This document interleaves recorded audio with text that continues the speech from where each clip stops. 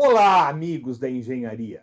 Este é o AEJ Conecta, o seu canal de aperfeiçoamento profissional da Associação dos Engenheiros de Jundiaí.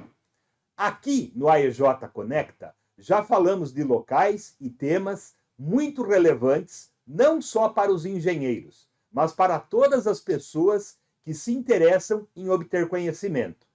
Por exemplo, falamos sobre o processo de despoluição do rio Jundiaí. Não assistiu? Acesse o AEJ Conecta através do site www.aej.org.br.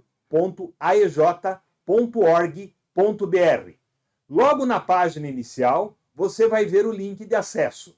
Este e muitos outros temas ligados à engenharia para você aprimorar os seus conhecimentos. E no vídeo de hoje, vamos falar sobre uma região que é um patrimônio histórico, cultural e ambiental, dos quais os jundiaenses elegeram como símbolo da cidade. Tão importante que o estado de São Paulo, na década de 80, criou uma APA, Área de Proteção Ambiental, nos municípios que integram este atributo natural. Estamos falando da Serra do Japi. É uma importante área de Mata Atlântica preservada aqui no estado de São Paulo, localizada nos municípios de Jundiaí, Cabriúva, Cajamar e Pirapora do Bom Jesus. Conhecida por sua rica biodiversidade de fauna e flora e paisagens com cachoeiras e mirantes, contém trilhas e atividades de ecoturismo, mas com visitação controlada e guiada, exigindo agendamento prévio para visitação. E para falar sobre este assunto, estão aqui hoje conosco o engenheiro químico Flávio Gramolelli Júnior, especialista em ciências ambientais e em gestão e controle ambiental, mestre em engenharia agrícola, coordenador dos cursos de engenharia na Unianchieta, aqui de Jundiaí, e atualmente está superintendente da Fundação Serra do Japi. E o engenheiro ambiental Wagner de Paiva, na Prefeitura de Jundiaí há 24 anos e atualmente está diretor técnico desta fundação. É um prazer recebê-los aqui no AEJ Conecta e faço uma primeira pergunta para você, Flávio. A Serra do Japi possui proteção da legislação suficiente para preservá-la? Olá, Silvio, agradeço o convite. A legislação, eu entendo que ela nunca será suficiente para que a gente proteja de fato a Serra do Japi. Nós sempre vamos encontrar algumas brechas que podem aí permitir algum tipo de ação predatória, ou até mesmo a gente sempre corre o risco de que a legislação seja alterada em prejuízo da Serra do Japi. E nós temos também que lembrar que nós temos uma incidência grande de legislações sobre a Serra do Japi como um todo. Nós temos legislações federais, a legislação da Mata Atlântica, que sofreu agora aí um ataque, né? Vamos usar uma palavra aí para o melhor termo que eu posso estar usando, do chamado PL da devastação, né? O Congresso fez uma série de alterações aí nas legislações ambientais, processo de licenciamento, e isso alterou a própria lei da Mata Atlântica, que é uma lei federal. Nós temos a incidência de legislações estaduais. Então, nós temos o tombamento, que é um instrumento específico, que trata da Serra do Japi nos 4 municípios, né? Ele estabelece alguns índices de uso e ocupação do solo. Nós temos a legislação e o decreto de regulamentação das APAs, Jundiaí, Cabreúva, Cajamar, os municípios que estão no entorno desses municípios, e que dentro da APA você tem a zona de conservação de vida silvestre, que é onde a Serra do Japi está inserida. Então, nós ainda estamos num processo de construção de um dos planos de manejo, que é o plano de manejo de Cabreúva, ainda falta o plano de manejo de Jundiaí. Aí nós temos somente na área da Serra do Japi, em Jundiaí, nós temos uma legislação municipal específica, que é a legislação, a Lei Complementar 417 de 2004. Então, nós ainda temos uma necessidade de uma melhoria nesse processo de legislação, em termos de lei municipal nos outros municípios, né, porque a gente tem que pensar a Serra do Japi não somente no município de Jundiaí. Claro que nós, como Fundação Serra do Japi, uma autarquia municipal, nós temos que trabalhar com esse nosso território, mas quando a gente pensa em Serra do Japi, a gente tem que estar sempre ampliando para esses outros municípios também.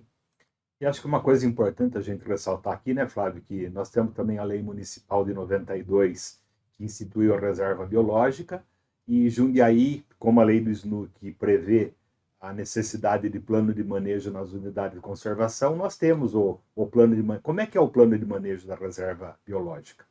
O plano de manejo da reserva biológica, ele está em processo de análise, né, para uma atualização. Tá. Ele foi um plano relativamente bem construído, bem abrangente, com inúmeras diretrizes que têm sido implementadas dentro aí da capacidade do município de fazer exatamente esse tipo de controle e de gestão desse plano de manejo. Mas a gente sempre precisa aí de uma revisão e de uma atualização.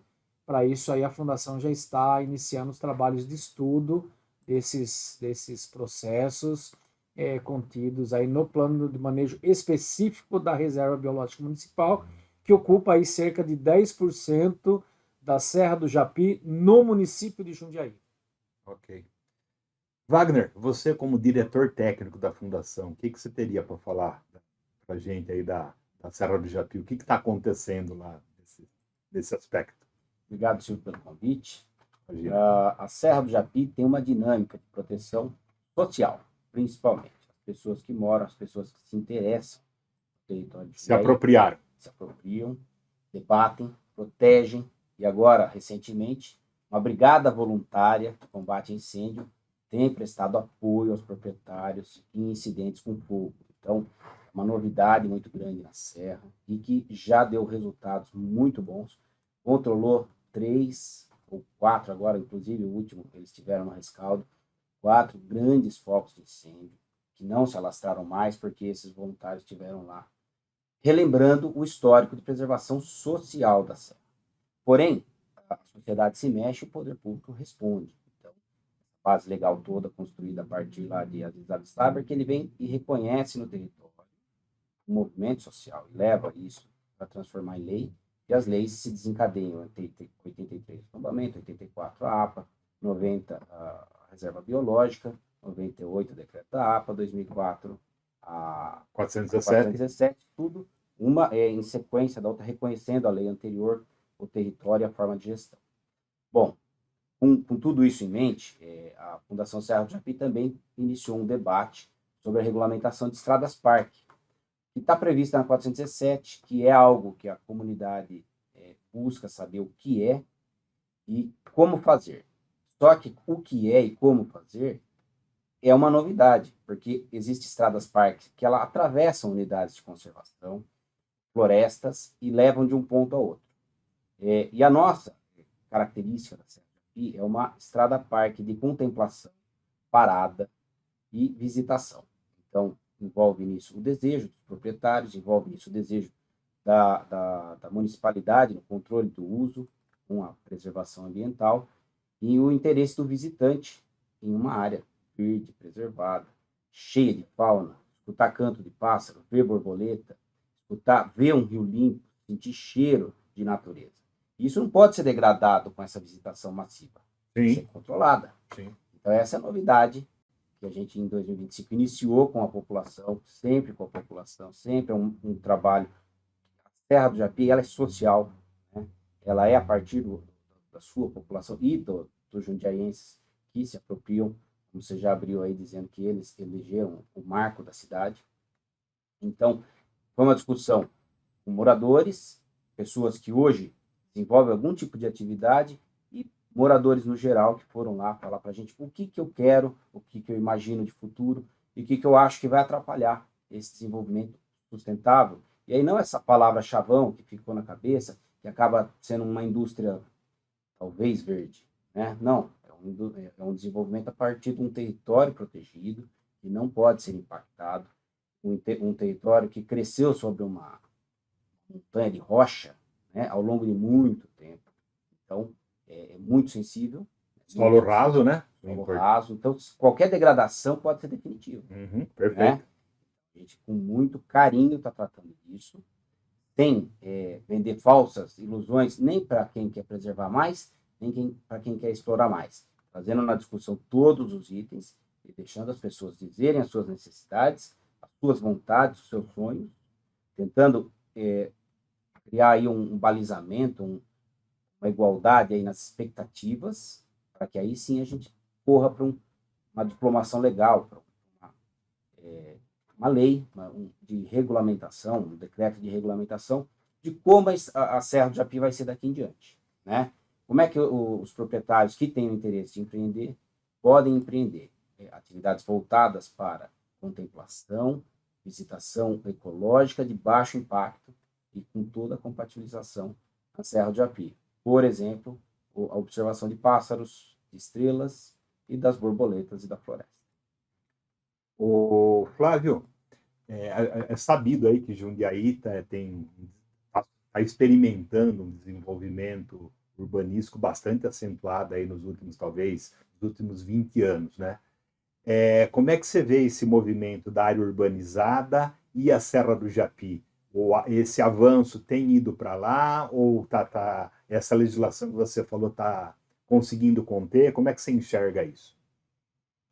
Quando a gente faz uma análise, por exemplo, dos mapeamentos, né, nós pegamos lá algum mapeamento da década de 80 e da década aí de 2020, a gente consegue identificar bem essa diferença, esse movimento, né? Você analisa, por exemplo, a Serra do Japi, você percebe que há um aumento da mancha verde. Então, isso demonstra que, em tese, nós temos aí um processo de melhoria no processo de preservação e de até recuperação da vegetação. Agora, quando você pula para a área urbana, você começa a perceber que realmente aumentou, né, a coloração dessa área. Hoje nós estamos com 440 mil habitantes, é uma quantidade de pessoas muito grande para um território que não teve uma expansão adequada do seu sistema viário, do seu sistema de saúde, né? Toda a sua infraestrutura, né? Então, nós tivemos aí alguns governos que priorizaram um tipo de processo de ocupação onde a contrapartida dos empreendimentos não é uma contrapartida que retorne para a sociedade como um todo.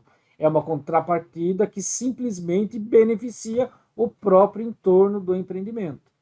Então, nós estamos com problemas muito sérios. Sem contar que Jundiaí é uma cidade que possui um déficit hídrico muito grande. Nós não produzimos a quantidade de água necessária para a nossa população. Nós temos que importar essa água, e uma água já disputada por vários outros municípios, né? Disputada por Campinas, disputada por Piracicaba, por Americana. E a Serra do Japi, ela é uma produtora de água, já existem aí estudos de utilização de barragens em alguns pontos para que a gente possa ter um melhor aproveitamento dessa água para o consumo da população. Só que a gente também tem que analisar que uma parte da água produzida da Serra do Japi, ela vai para outras bacias, ela segue ali sentido Cabreúva, por exemplo, sentido ali tanto tanto para o lado aqui do rio Tietê, né, Tá. mais Na para cá, como essa vertente que segue ali para o Ribeirão do Piraí, né, que você tem toda aquelas nascentes da região ali da Serra do Guaxinduva, e você tem esse outro lado que segue ali sentido Itupeva, né, que vai todo sentido Rio Jundiaí. E essa água ela já é utilizada, né, ali da região do Rio das Pedras, ela já é uma água utilizada para consumo do município de Itupeva. Então, realmente, a gente precisa de repensar esses processos de ocupação do solo, que está, inclusive, reduzindo a vegetação, reduzindo a quantidade do solo exposto para a captação da água de chuva e infiltração da bacia do rio Jundiaí-Mirim, que é o nosso ainda principal manancial de abastecimento, e também as próprias cabeceiras do Capivari, né, que também podem ser utilizadas para abastecimento de Jundiaí, mas hoje são utilizadas para abastecimento de outros municípios, né, como Louveira, enfim, as cidades ali adjustantes. Uhum. Em termos de legislação municipal, acho que é importante que você ressaltou aí que nós temos bastante legislação específica. Agora, a específica mesmo que disciplinou a ocupação foi a 417, que depois ela teve um congelamento em 2012, e depois ele foi revalidado na Lei Complementar 578, né, que faz o congelamento do uso ali até que seja revista a 417. É uma plataforma dessa gestão do governo Gustavo Martinelli fazer essa revisão da 417? Como que está essa situação? Existe sim essa demanda. Já há algumas. Se interrompendo, no seu ponto de vista, é necessário? Olha, toda revisão de legislação que busque o aprimoramento dos conceitos, um estudo de melhorar os processos de proteção e preservação é sempre importante, é sempre bem-vindo e é sempre necessário. E daí de 2004, então nós já temos 20 anos, o que Sim. aconteceu nesses 20 anos? O problema é que nós temos revisões, por exemplo, você pega o plano... Quando saiu a 417 lá em 2004, na verdade foi dentro de um processo de revisão de um plano diretor, perfeito, onde a Serra do Japi e todo o território municipal estava contido dentro de uma legislação específica. Em 2004, houve lá uma divisão. Nós tivemos a Lei Complementar 415, a 416 e a 417. Perfeito. A 415 e a 416 tratavam dessa área urbana, todo o restante, e a 417, ou seja, nós criamos, né, como município, um plano diretor específico para a Serra do Japi. Quando você sai da 415 e 416, elas já sofreram inúmeras alterações ao longo do tempo. A 417 não. E essas inúmeras alterações que aconteceram no plano diretor físico-territorial do município de Jundiaí, com exceção da Serra do Japi, foram planos que permitiram um aumento da sua ocupação em detrimento da qualidade de vida, da qualidade ambiental, da qualidade dos recursos hídricos e da quantidade de recursos hídricos. Elas simplesmente permitiram o quê? Um aumento da ocupação, seja por verticalização, seja qual for o nome que a gente possa estar dando para isso. Ah, você é contra isso? Não, eu não sou contra isso. Eu sou contra você ter um plano diretor que estabelece algumas diretrizes e, de repente, você muda, seja pontualmente, por meio de ressetorização, que é uma coisa que acontecia muito. Você tinha uma área que era rural, de repente aquela área era destacada, ou seja, se aquela área, dentro de um plano diretor, foi pensada para ser rural, é porque existe um fundamento, existe uma ideia para que nos próximos 10, 15 a 20 anos aquilo seja mantido. Mas, de repente, você pega aquela pequena área, que é de um proprietário específico, e você muda o zoneamento exatamente para permitir algum tipo de ocupação. Ou seja, Os conceitos que são aprendidos nos bancos escolares, eles estão sendo jogados fora. Porque você pensa aquilo, você define aquela área com base em um planejamento. E a partir do momento que você muda simplesmente para atender um determinado interesse, você foge do escopo do planejamento. Então, esse é um dos problemas que a gente ainda tem no Brasil como um todo, quando você trata de revisões. Mas, assim, nós temos uma determinação do prefeito Gustavo Martinelli de que nós temos que tratar isso com muita seriedade, com muita cautela e com muita discussão com a sociedade como um todo, né? Tanto é que o último congelamento foi exatamente feito aí pelo Gustavo, quando ele ainda era vereador. Exatamente. O Wagner, você falou de ações aí de combate a incêndio, agora, quer queira, quer não, estão falando do estudo das estradas parque. Nós temos uma malha viária bastante significativa dentro da serra. A manutenção delas é utilizada com as melhores práticas da engenharia? Como é que você vê a manutenção que ela é feita? Eu acredito que as estradas parque devam discutir também isso. Hoje, material reciclado de construção civil ganhou uma melhoria, né, na aplicação, já não é mais um material tão bruto como no passado, tem sido aplicado lá na manutenção das estradas. Porém, esse material, ele tem baixo... Vem do Geresol? Vem do Geresol e tem uma capacidade baixa de agregamento, né? Então, nas chuvas, ele vai para o corpo hídrico. Por mais que a gente tente manter a estrada vicinal com cobertura mais simplificada, esse material em excesso nos corpos hídricos tem uma degradação importante, né? Principalmente para a vida aquática. Uma vez que você adiciona tanto material, talvez você empurre a pouca vida, a pequena vida, não é pouca, é pequena vida aquática da Serra do Japi. Então, ela desloca, ela perde profundidade da água, talvez isso mude o pH de alguma área, oxigenação e até um circuito de predação e vida pode ter que se deslocar porque assoreou. Então, tem que ter, sim, um estudo dentro das estradas parque de como agregar material para parar de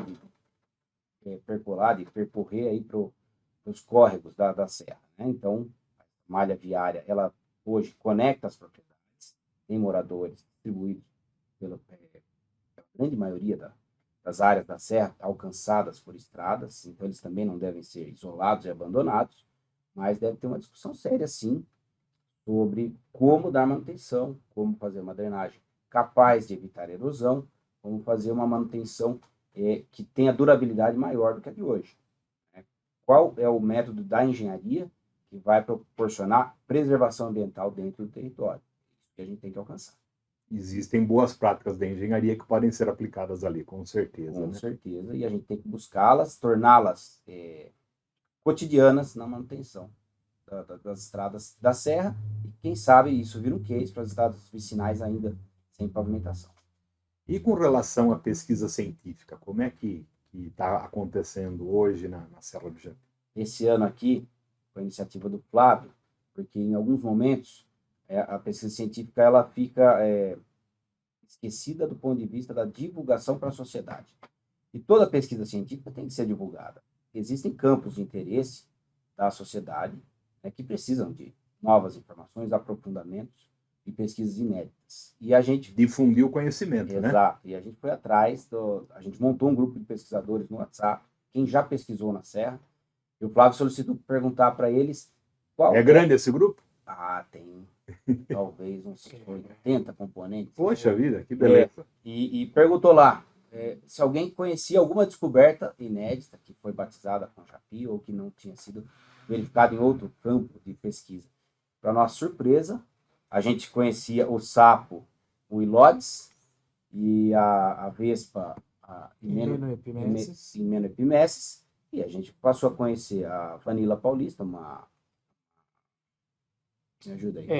Uma orquídea, mais um sapo e mais uma vespa, é isso?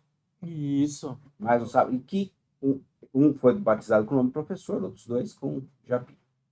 Então, tem descobertas novas sendo feitas na Serra do Japi. a todo tempo, sabe? Aprofundamento de pesquisa. Teve aquela, no passado recente, 3 anos, 2 anos, que confirmou uma teoria da professora Eleonore dos anos 90, 80, que o gambá é quem polinizava uma planta de casca dura. Por que outro bicho conseguiria romper aquela casca?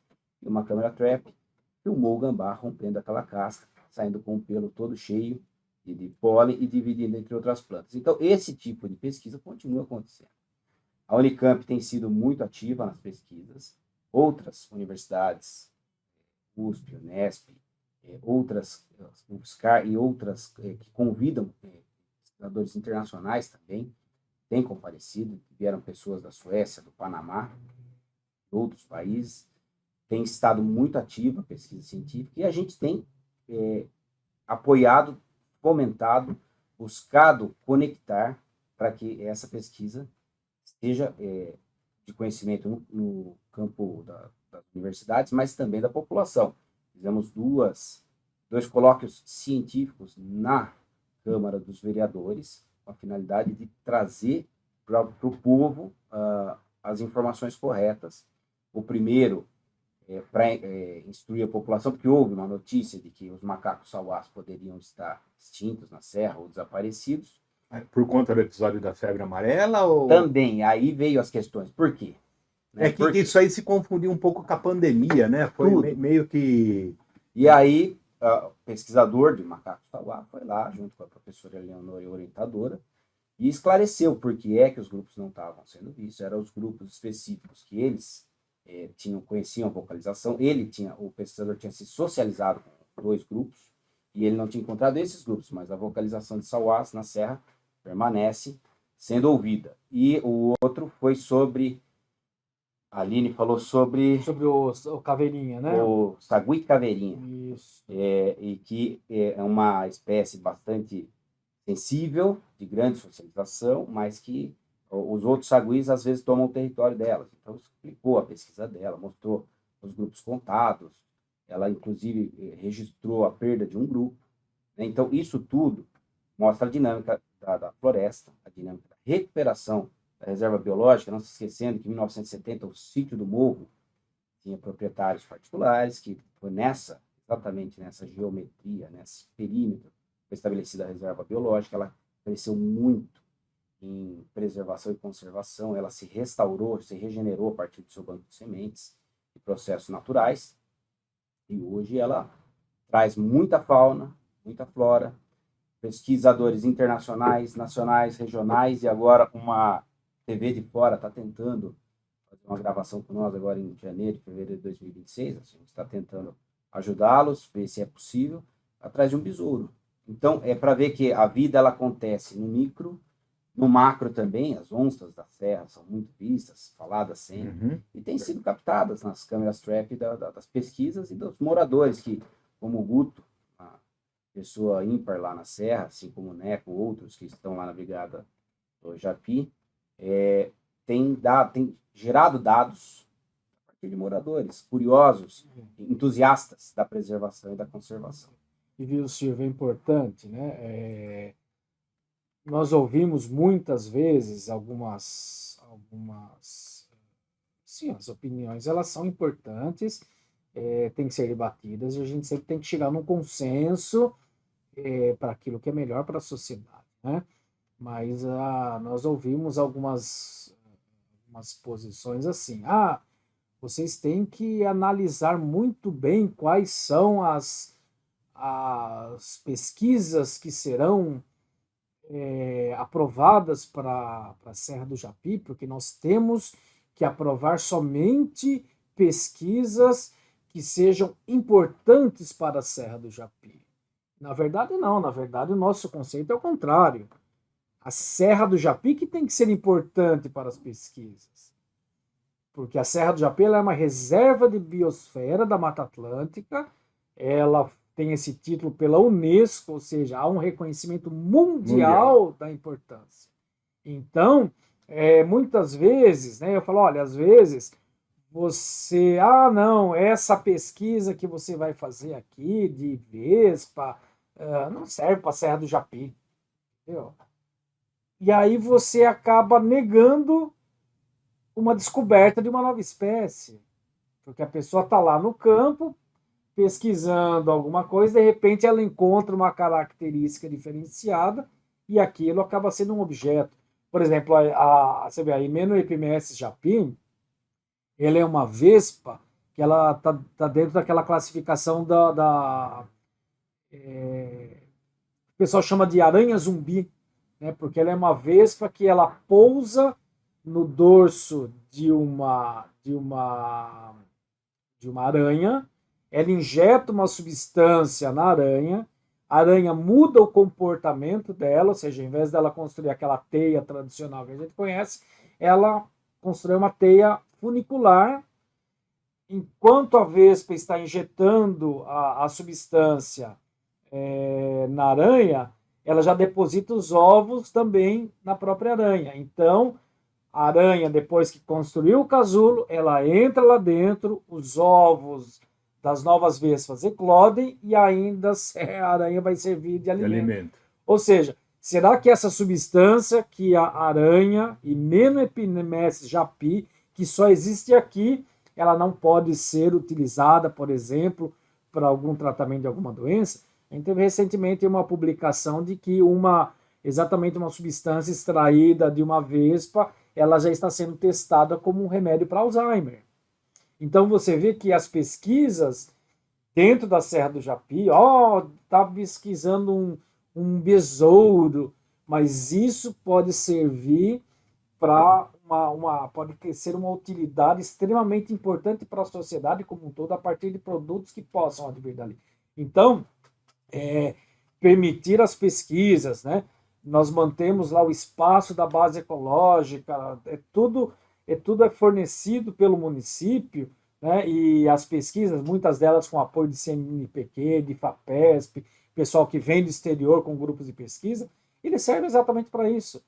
E esses eventos, né, que a Fundação Serra do Japi já trabalha há muito tempo, né, de divulgação, e a gente está reforçando isso agora, né, com os colóquios que nós juntamos aí com a Comissão de Meio Ambiente da Câmara Municipal, para que a gente realmente tenha o legislativo junto dentro desse processo. É importante. É muito importante isso. Eu acho que eles visam isso, a gente divulgar, trazer agora para a sociedade por meio de uma linguagem mais fácil, mais acessível. Só para concluir essa parte da pesquisa, também fizemos esse ano um encontro internacional com parques nacionais da Colômbia, equivalente ao ICMBio, aqui no Brasil, e eles demonstraram toda a pesquisa feita nos territórios deles. Eles também têm diversos biomas, desde gelo, praia e etc., tudo dentro dessa entidade, e florestas também está sob o escopo deles. E a gente verificou uma metodologia deles de trabalho, de identificação das pesquisas realizadas e campos que faltam a ser pesquisados. A gente quer aprofundar também essa metodologia para distribuir as nossas pesquisas e falar, olha, pesquisas sociais, sociologia, socioecologia, socioambiental, a serra, será que a gente tem? Será que é importante para o território? Talvez seja bom esse tema ser aprofundado. Sim.